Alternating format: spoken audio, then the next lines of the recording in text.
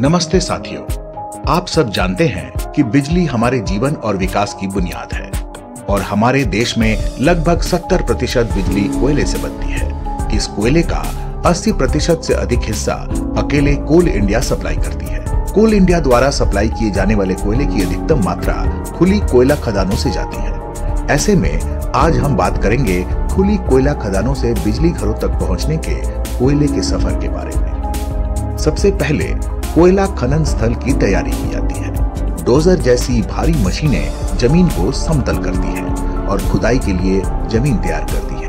अब शुरू होती है ड्रिलिंग। इसके लिए ड्रिल मशीनें गहराई तक छेद करती हैं और उनमें विस्फोटक डाले जाते हैं ताकि अगला चरण शुरू हो सके।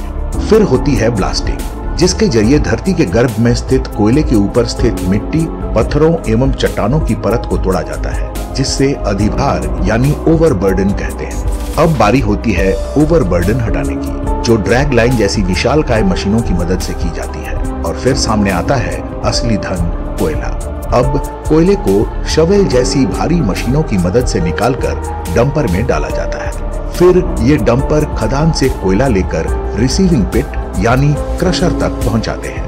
क्रशर में बिजली घरों में इस्तेमाल के लिए उपयुक्त साइज के हिसाब से कोयले को छोटे छोटे टुकड़ों में तोड़ा जाता है।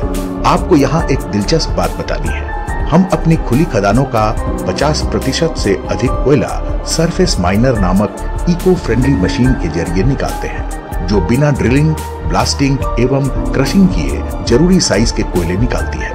अब जिम्मेदारी संभालता है कोल हैंडलिंग प्लांट, जिसके कन्वेयर सिस्टम से होते हुए कोयला साइलो में पहुंचता है और साइलो के रैपिड लोडिंग सिस्टम से रेल रेक्स में लोड होता है और फिर निकल जाता है बिजली घर की अपनी यात्रा पर। तो साथियों, ये थी बिजली घरों तक कोयला के सफर की कहानी। जय हिंद।